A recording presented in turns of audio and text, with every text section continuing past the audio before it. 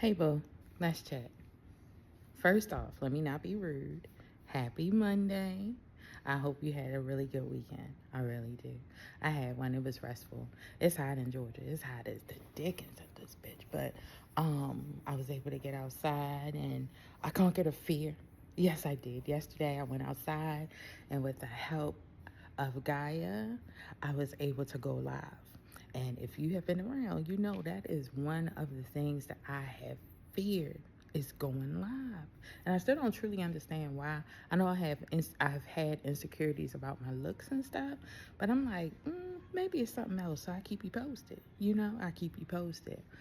But I wanted to come and talk to you about the fact of how I feel like I went to Skid Row on TikTok last night.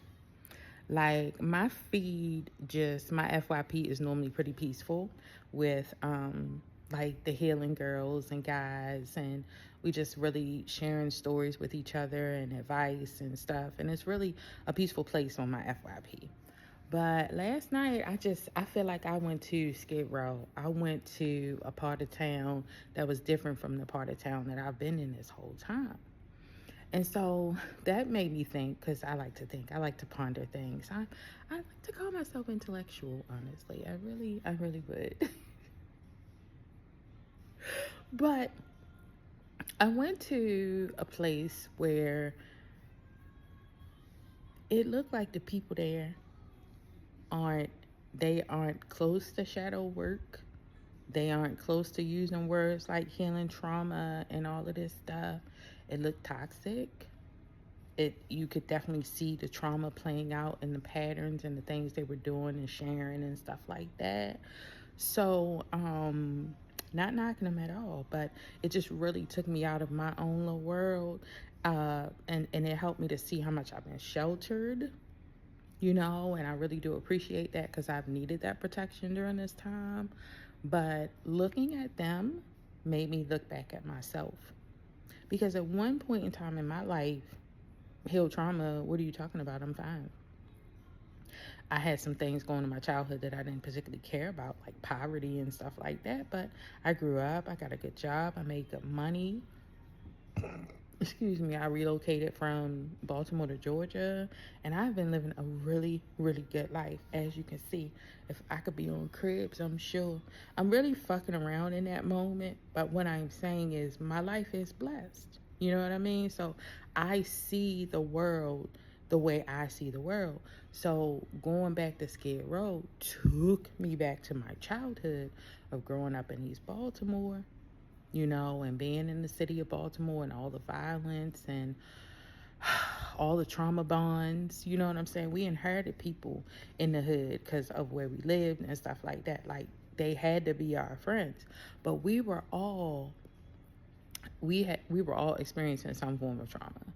Like, before we met, while we were in each other's company, like, the trauma was playing out in life, and that's what I saw in my FYP last night. And like I said, I remember a time when I didn't think I was in need of any type of healing or anything. So I've often pondered, like, how am I going to help the people wake up that don't know that they sleep?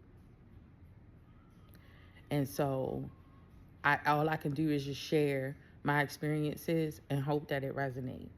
So one of the ways I can say now that I know I needed to heal is because I felt underappreciated in my life by the people around me. But that's also a sign that I felt underappreciated by myself. Like, I wasn't appreciating myself, okay? But externally, because that's typically how you start seeing things, it's like you got to draw it in, right? You got to draw it in. And I started externally to help me to get to the internal work. So I started looking at my world around me, and I felt underappreciated by some of my family and friends. Like, the people in my close circle, I felt underappreciated. So that was a clue, okay? But I didn't know how to handle that. I didn't know how to interpret that at the time. It was just a feeling of disappointment at different experiences that I would have with the people in my life. And I didn't know how to explore why what they did made me feel the way that it did. Okay. And my health has always been an indicator, though, because I developed high blood pressure with my twins. So that was my second pregnancy. With my first pregnancy, at the end, I developed toxemia preeclampsia.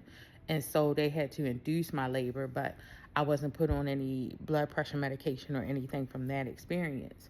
But with my twins, which was like 4 years later, I developed high blood pressure because of the pressure in my life. Okay. I was in a situation where, like, for me, when I got pregnant, I got really sick. Amy Schumer spoke about it, where you're vomiting like all the time, and it's just really hard. And being pregnant with twins, it was a lot. But now that I look at things from a spiritual, emotional perspective, there was a ton of pressure on me because I was pregnant with twins and I was in a marriage that was going downhill. So how am I about to do this? Because I didn't even get pregnant again until I got married, because I wanted to ensure that I had motherfucking help, bitch. Okay, I ain't want to do that shit by myself no more. So I did that, and the thing didn't work out. Well, fuck. But now I know that situation didn't work out like the first one because of patterns and wounds from my childhood. Because if those things didn't exist, I strongly believe those relationships wouldn't have happened, because my self-worth would have been intact, would have been high, my self-confidence, my self-esteem. I'd be like, you ain't bringing enough to the table, bruh. You ain't bringing enough to the table. And that's nothing against you. Go ahead and live your life. But this girl right here, she's bringing it all. But you, like Jody, nigga, you don't need to have my car while I'm at work. You need to be at work too. We need to be doing this together. And not unless you work night shift. You know what I mean? Like, but we need to be bringing this to the table. But sometimes you can get tricked. You can get bamboozled. Because shit start off one way and then it go another way. And then I didn't know how to, effectively get out the situation, because when you talk to your community, remember the trauma bonds, we all supporting the insecurities, not even knowing it. We all telling each other to stay in these toxic situations because we don't know how to talk about getting out of them. Because that's all we see around us is toxic relationships. For me. So I didn't know how to get out of the situation. So the pressure, so my health, so the high blood pressure, that was a sign that there was just too much pressure on me in life. And I could stand to figure out ways to take it easy, okay? And as I'm saying this, the message is evolving. I needed to figure out a way to take the pressure off of me emotionally. Because when you are responsible for other people, man, that shit, it's one thing for it to just be you, because you can just survive off some oodles and noodles and sleep on somebody's couch. But when you had kids, bitch, you gotta make sure everything is everything. So I could see me being in my early 20s and how much pressure that would put on me, and why, in my genetic line, we develop high blood pressure, some of us.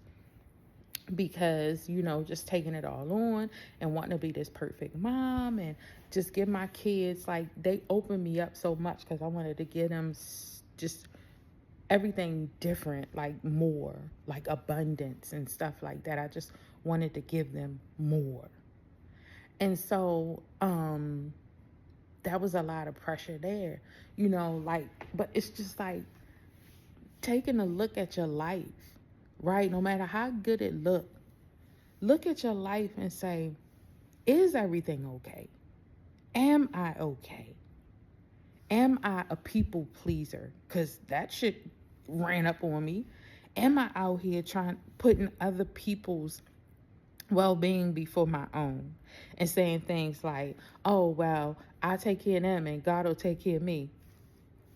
Nah, I needed to learn how to take care of me first. God does his part, but I have to do the physical parts. And that means having boundaries and such. recognizing relationships, friendships, and situationships and family ships that just do not work for me emotionally. We've just gotten in such a pattern where we feel like we're not being fair to people if we judge them for their actions when we simply just don't align with the way they live life. But we're forcing ourselves to stay in these situations with people. And just because, I know for me, like I said, because like what else is there? Like I really didn't think any other way in regard to that. But some things were really wrong mentally and emotionally for me. Shouldn't have to prove myself to anyone. I shouldn't be putting other people before me. Not my husband, not my kids, not my mom, not nobody. The money, chasing the bag at work, dealing with situations that lack integrity, being a part of things, not speaking up because I don't want to lose my job because I'm making good money and I got to take care of my family and maintain my lifestyle. It's a lot of pressure when you have to exist in a place for 8 hours a day, 5 days a week, and you can't really be yourself, especially if you're a Black woman. As soon as you start speaking up about the injustices and the things that's going wrong at work, you're an angry Black woman. So I shut the fuck up and went along with as much as I could until my top fucking blew off and I quit my job. See, that's why you should talk. Because those big boil over moments, they occur because it wasn't enough talking. And I'm not beating myself or you up. I'm just pointing out the flaws in our culture. We ignore our emotions or how things make us feel because we've been so used to shit hurting. That's our love language. If it ain't hurting, if we ain't grinding, if we ain't hustling, what are we doing? We are destroying ourselves. That's what we doing. Because I've been living a soft life for a little while. And yes, I left my job and I've been on this transformation journey. But I found me a nice little work from home job like I had before. But it's a business this time. Okay? It's a business. And it's set up the way that I want it to be. Like God and my spirit family worked with me to help me try different things and to show me that I don't have to put so much pressure on myself to be perfect, to get it all right, for this to be that and that to be this. It's okay to relax. It's okay to relax and enjoy your life. But in order for us to do that, in order for me to effectively do that, I had to see myself. And so those feelings that when I wasn't happy, well, what I did was I established a happy, because my body, I told you my tank it ran out. The hormonal imbalances, the exhaustion. I mean, really, I was just done. Okay, I was beat from all the heartbreaks and the disappointments that I just moved on from. Because I didn't know how to manage my emotions. So I just kept moving, but they didn't go anywhere. They didn't go anywhere. And so when I set up the business, I set it up based on the premise of what I had experienced in corporate America and how I was going to work like this Monday through Friday, 8 hours a day and all this stuff. Nah, God was like, come on, boo, let's look at this and see if that's what you really want to do. And as it turns out, I want to put in minimum input and receive maximum output. Well, if that ain't the opposite of the matrix, but God telling me I can have it, and this guy is stand up with me. You hear me? He done been looking out for me in ways I found out that I had no clue. So if he tell me that this is the way it can be, I believe him. Because why wouldn't I? He know everything. He has access to everything. So minimum input and receive maximum output. I've been able to create a system where things can flow, and all I got to do is show up for my appointments. It works for me. It's so easy. And as far as like the marketing, he was like, whatever you do is going to help you get business is going to help you to get clients for your business if you believe it. So if I only put out one post a day, that will help me to receive what I want. I didn't know that. I was grinding, hustling. I'm slaving over a hot ass laptop trying to serve up all of these goddamn platforms. Cause hey, I need money. I need money. I need money. I need money. And I found out that I didn't really need as much money as I thought I did to be happy. Because when money starts flowing in, one, it causes you to look, because it brings up everything. Okay, if you have been in survival mode and lack consciousness and poverty and growing up in the hood and yeah, all that stuff, when money is funny, it bring up everything in you. So if you want to awaken abruptly, cut off your money source. I hope you be okay. But when money being low, I found out that I could dig into what I already had within me and what I had already created. You see, I wasn't able to fully appreciate. Remember, before I was talking about I felt underappreciated? It's because I was underappreciating my life. I was buying clothes and shoes and shit that I wasn't even wearing, taking stuff to Goodwill and giving shit away that got tags on it. But that's because I used retail therapy. It was literally therapy to help me deal with the stresses of my life. But I could have possibly saved more money. But no, I just would have allocated it somewhere else. But I would have made more right now conscious money decisions had I been with myself the way I am now. I was buying clothes and outfits and things for stuff that could come, but these events never came. I really just liked the peace. I would have even wore it around the house. You know what I'm saying? Like, I am so conscious to make sure I enjoy everything I purchase now. It don't get to sit down. It don't. I use you and then I might put you up while I go and something else catch my attention. But I buy things that fit my right now. Okay? Clothing, I buy things that last over time, like classic style clothing and stuff. So it's like it's different. But chasing the bag keep you distracted from yourself, I see. For real. Chasing the bag keep you distracted from yourself. So, like, these are some of the things that perhaps someone who's asleep, you know, can relate to, like, and see themselves and say, maybe I'm not okay. But your health is an indicator. If you have any problems with your health, you have unresolved emotional issues that you need to do some shadow work on. And as it would have it, in the midst of my darkness, I was able to create something so awesome that's helpful for me and so helpful for others who want to embark on the spiritual awakening journey, the personal development journey, or to grow in your self-awareness or advance your conscious awareness, whatever you want to say, but evolve as a person from an emotional standpoint, from an energy healing standpoint. It's an ebook. It's called Transformed: How I Saved Myself. And this book is an account for channeled information from the divine, because some of the things I had no clue, but it would come to pass in my life. And I've gone back and tweaked it and updated it based on, my continued growth and evolution. And I just reviewed it and revisited it and just like cleared the path for it. And I'm giving it a brand new lane, because before, the insecurities told me it wasn't good enough.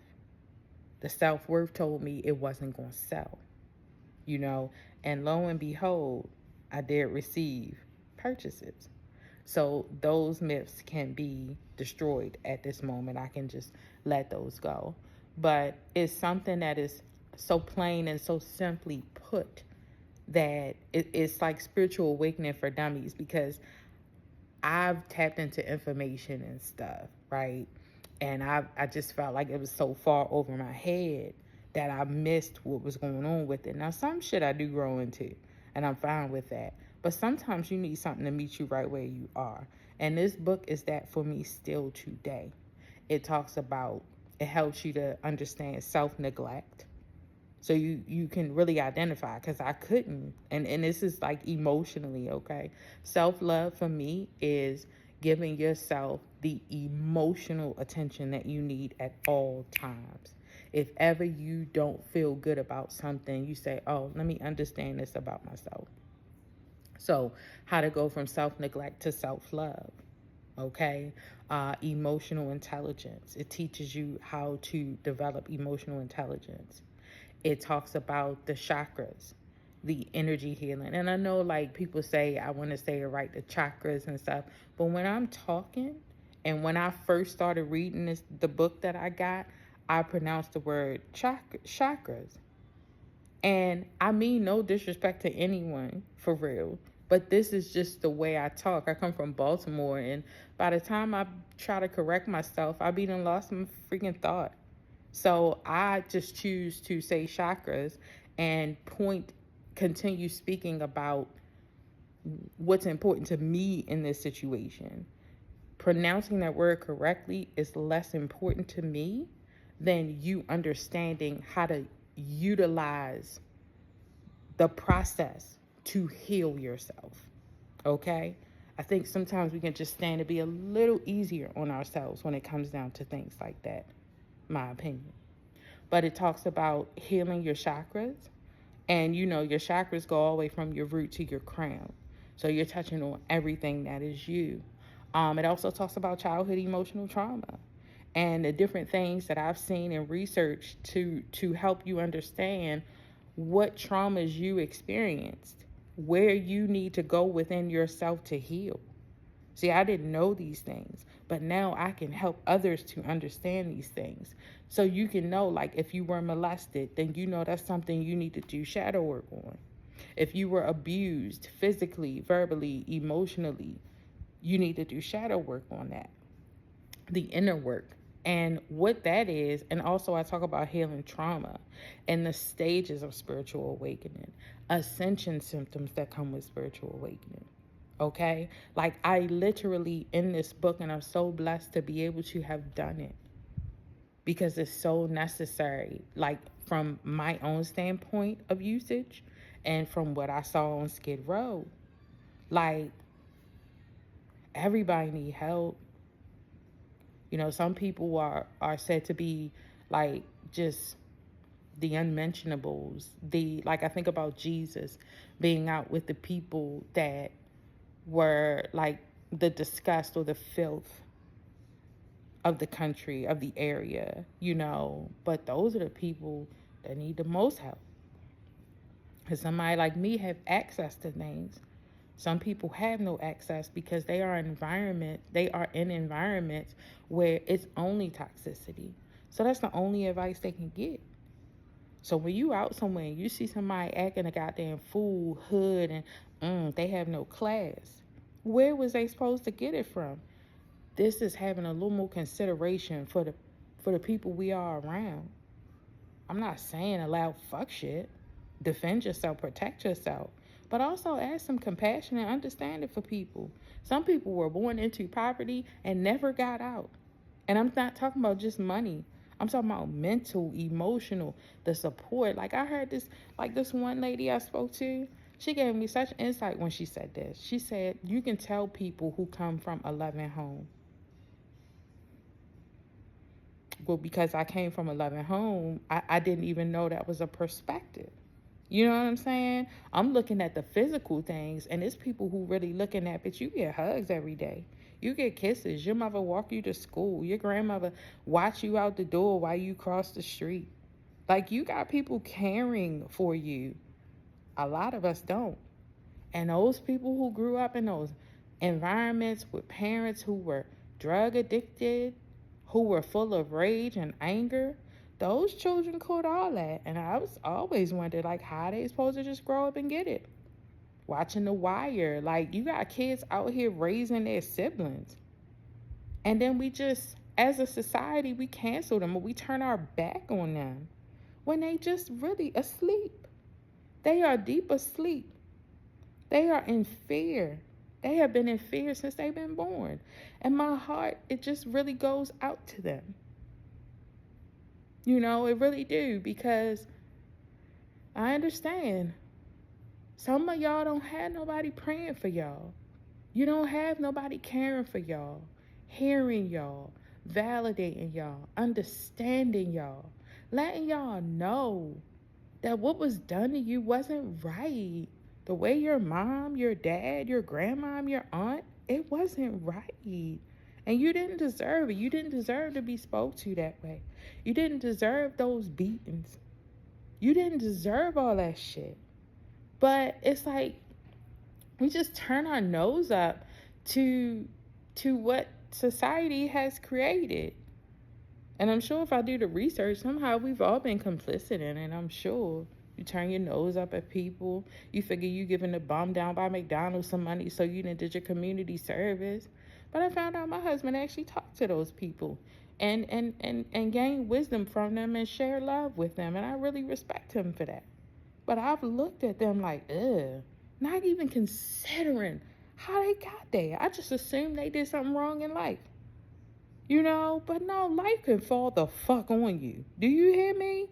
You out here doing the best that you can and you get caught up with somebody and shit just be all fucked up. You in a place that you don't even understand because your life experiences led you there, but it's a whole new playing field. It's a whole new field of opportunity to fill in with life experience. And if you don't have the knowledge to know that people like narcissists exist, where the agenda is just selfishness, period. Sometimes just they get their juice. Like if I watch Dave Chappelle and he make me laugh and make me happy, it make them happy to get a negative reaction out of a person. And you find yourself in a situation like that coming from a place of greenery for me, and you have no clue that people like this really do exist in the world, and you find yourself in this situation for the first time, you get lost. I got lost. I didn't know how to manage that situation, and when I talked to people about it, they could only advise me based on what they knew.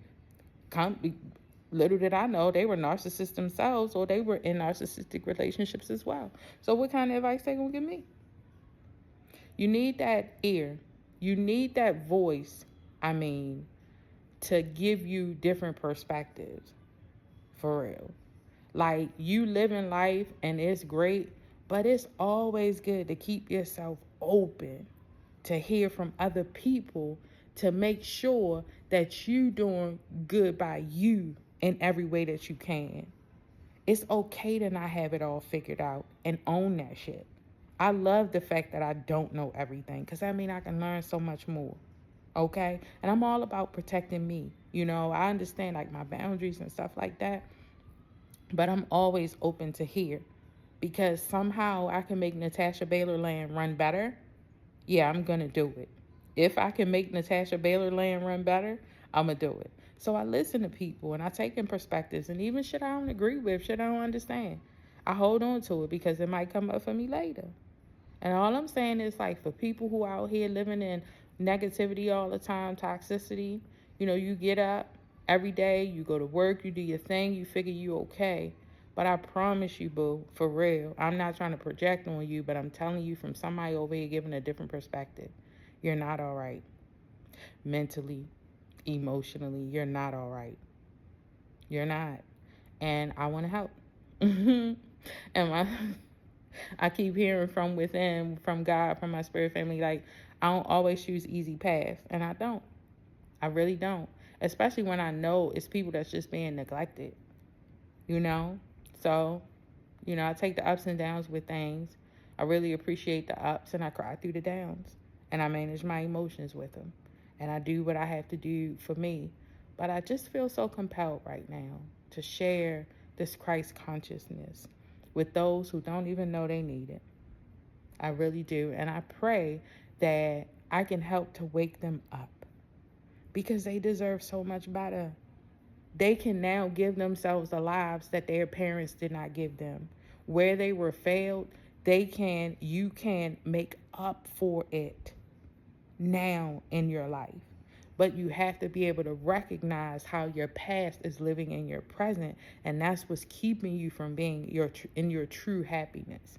That anger, that rage, it follows you. It stays with you. You get triggered real easily. because of the heartbreaks and the disappointments. Like, imagine your heart and how many heartbreaks and disappointments can you count that your heart has taken. Never mind that I wasn't bothered by that shit. Let that slick shit go.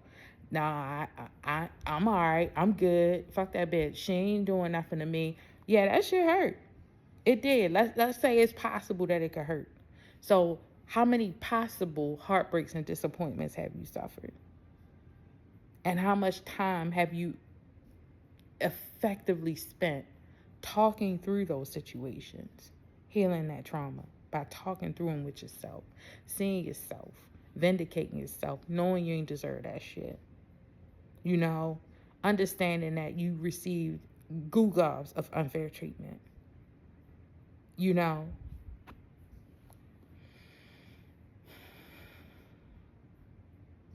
my book. Start with that. It's the eye opener that's going to help you to move forward. It's going to help you to develop self-love, because you're going to need it. You're going to need it so that when you go back to look through those traumatic experiences, you're going to see yourself not as, I did this wrong, or my mother hated me, my father hated me. You're going to see it as, for the child that you were, innocent and pure, receiving unfair treatment from traumatized people themselves.